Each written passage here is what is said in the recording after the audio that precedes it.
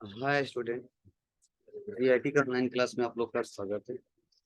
और आज की क्लास में हम लोग सीखने वाले हैं, समझने वाले हैं कि कैसे एक कंपनी लेवल के हिसाब से सैलरी शीट तैयार किया जाता है, उसके लिए डाटाबेस कैसे बनाते हैं, कौन कौन से फॉर्मूले लगाए जाते हैं, वो एक एक करके स्टेप बाय स्टेप जानने वाले हैं, समझने वाले हैं। तो देखिए, मैंने क्या किया है, मैंने कंपनी लेवल के हिसाब से कुछ डाटा तैयार किया है। तो सपोज जिस कंपनी में हम काम कर रहे हैं उसका नाम है गायत्री कंप्यूटर प्राइवेट लिमिटेड, और वह कहाँ पे है? पडरौना कुशीनगर में है। और उस कंपनी में जितने लोग काम कर रहे हैं, जितने लोग काम कर रहे हैं उसका हम सैलरी शीट बनाने वाले हैं। क्या बनाने वाले हैं? Salary sheet. अब यहाँ पे देखो, सैलरी शीट बनाने के लिए हमको डाटा बनाना पड़ेगा। तो सपोज हमने क्या किया है, पहले बनाया EMP, जिसे बोलते हैं एम्प्लॉय आईडी। क्या बोलते हैं? Employ ID. तो हमने एम्प्लॉय आईडी दे दिया है, और एम्प्लॉय नेम, मतलब किस आईडी का क्या नेम है, क्योंकि आईडी देना उचित रहता है। क्यों? क्योंकि एक नाम से दो लोग मिल जाएंगे तो दिक्कत हो जाएगी, और आईडी सबका यूनिक होता है। जैसे आप लोग का रजिस्ट्रेशन नंबर मिल गया है, नाम तो लगभग मोहन के नाम से बहुत सारे लड़के पढ़ते होंगे, लेकिन रजिस्ट्रेशन नंबर सिंगल सिंगल होगा, यूनिक होगा। ठीक है, इसीलिए आईडी देना बहुत जरूरी होता है। तो हमने आईडी दे दिया है, आईडी के हिसाब से जो नाम है वो हमने नाम मेंशन किया है। अब उसके बाद से हमारे यहाँ कौन से पद पे काम कर रहे हैं, डेजिनेशन दिया हमने। तो जो राहुल नाम के लड़के हैं काम करते हैं, जो रितेश है वह सेल्समैन का काम करते हैं, जो रुपेश है वह अकाउंटेंट का काम करते हैं, संदीप सेल्समैन का, सूरज सुपरवाइजर का, रामू मैनेजर का। मतलब जिसका जो काम है मैंने यहाँ पर वो मेंशन कर दिया है। यहाँ तक किसी कोई दिक्कत? चलिए, उसके बाद से हमने लिखा बेसिक सैलरी।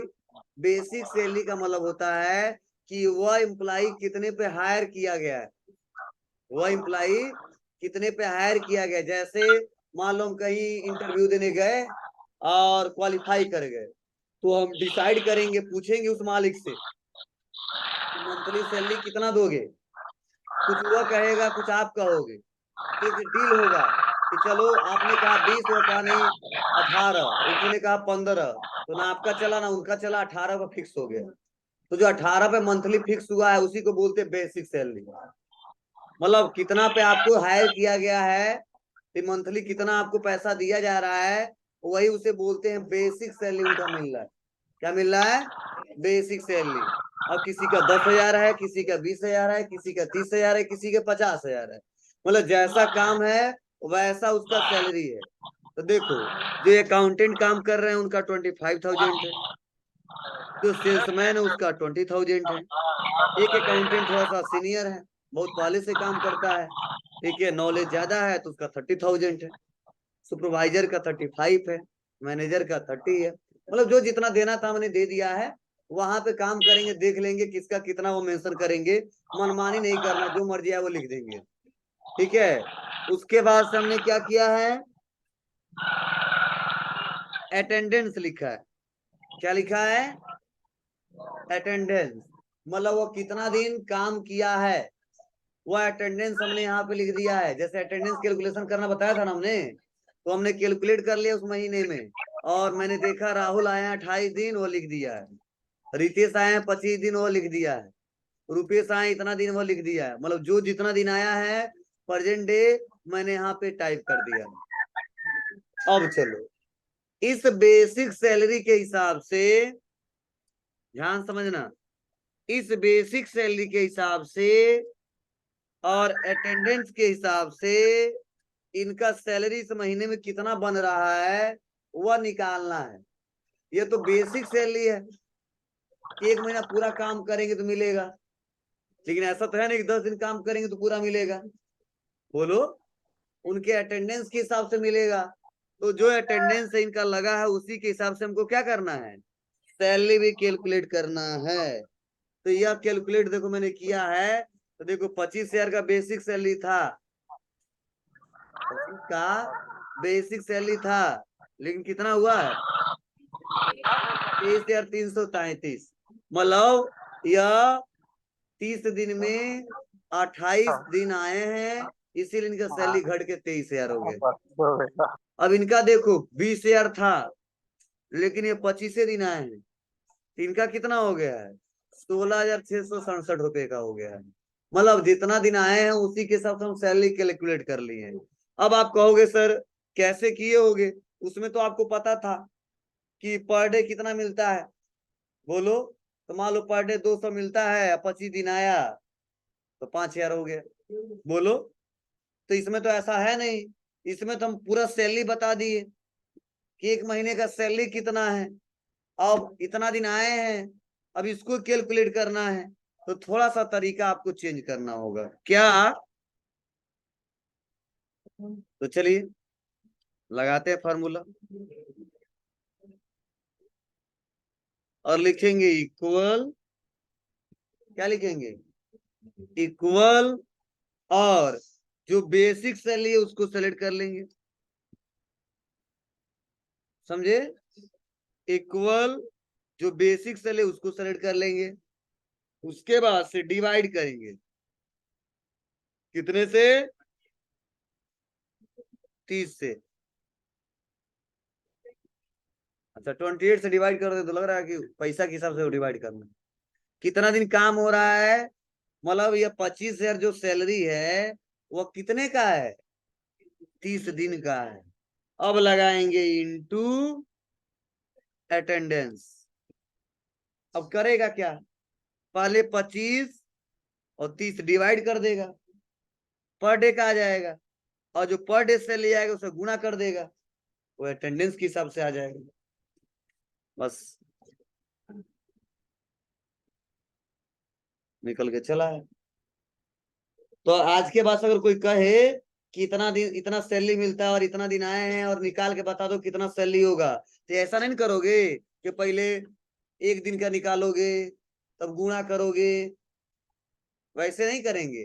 मतलब इस समय भी वही हो रहा है, लेकिन एक बार में निकल जा रहा है। और वही आप मैनुअली करोगे तो 2 बार में निकालना पड़ेगा। मतलब यही तो मैनुअली करोगे, एक बार जितना सैलरी है और जितना दिन में मिलता है उसको डिवाइड कर दोगे तो डे वाइज निकल जाएगा, फिर से गुणा करोगे तब आएगा। हम एक ही में निकाल दिए, तो दोनों प्रोसेस है, तो 2 जगह निकालना पड़ता, और इसमें एक ही जगह हम निकाल के दिखा दिए। मतलब काम को आसान बनाने के लिए हमने यहाँ पे किया है, नहीं तो तुम चाहते तो मैनुअली भी कर लेते, लेकिन टाइम ज्यादा लगता और दिक्कत होती। और दिक्कत क्या होती, सबका निकालना पड़ता। क्या, सबका क्यों, क्योंकि अब किसी का 25,000 का, किसी का 20,000 का, और किसी का 30,000 का। आज जब गुणा करते तो सबका पर डे का अलग अलग आता, तो सबका उसके सामने लिखना पड़ता, तो टाइम ज्यादा लगता, हेडिंग ज्यादा बढ़ते और बहुत दिक्कत होती, कोई मतलब नहीं रहता। इसीलिए हमने यह लगाया है। चलिए लगाया है तो सीख लीजिए आप लोग, बड़ा सा फॉर्मूला लगा के रखा है, आज यही पढ़ाया हूँ सुबह। लिखेंगे सैलरी निकालने के लिए करेंगे इक्वल बेसिक सैलरी, ये दबी नहीं रहा यार, डिवाइड बाई 30 इंटू अटेंडेंस।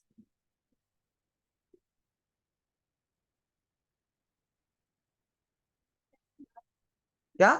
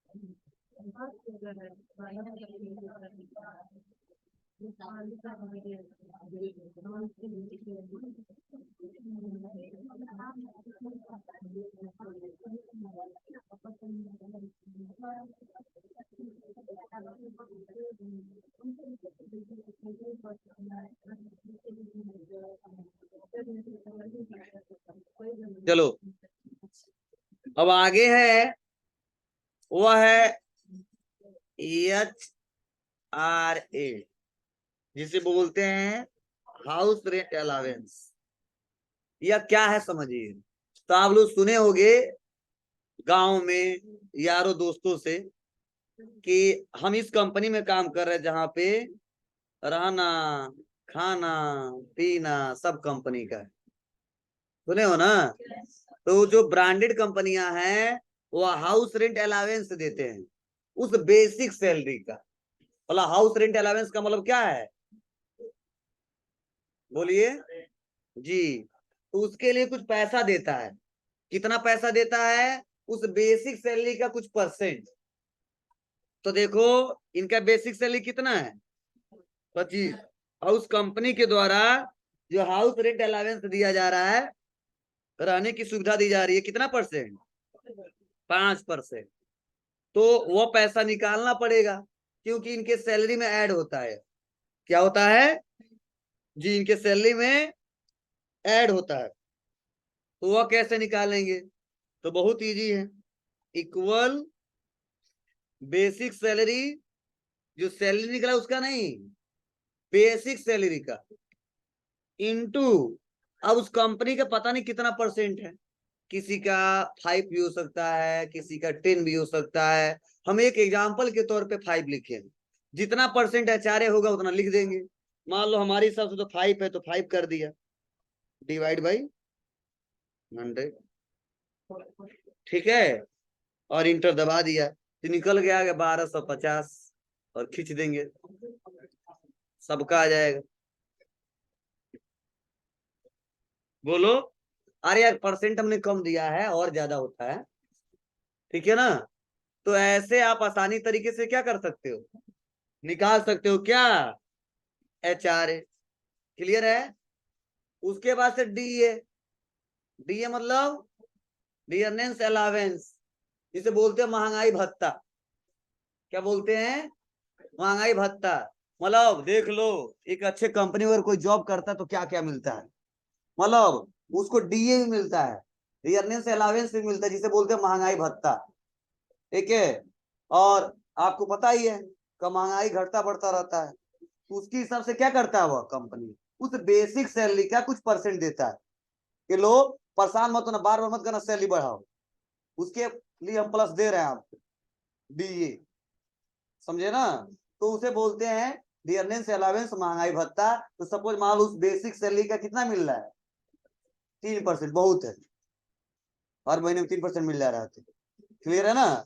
और ऐसा फिक्स नहीं है 3% है, ज्यादा भी हो सकता है कम भी हो सकता है, यह हर कंपनियों का रूल अलग अलग है, लेकिन मिलता है। अच्छे कंपनियां हैं, प्राइवेट लिमिटेड ब्रांडेड हो तो, कई सारे प्राइवेट लिमिटेड हैं जो बहुत छोटा फर्म है, तो बस प्राइवेट कंपनी एक लेवल दे दिया है वो, ठीक है। और वहां पे लोग काम करते हैं 5,000 6,000 10,000 पे, तो अलग बात है।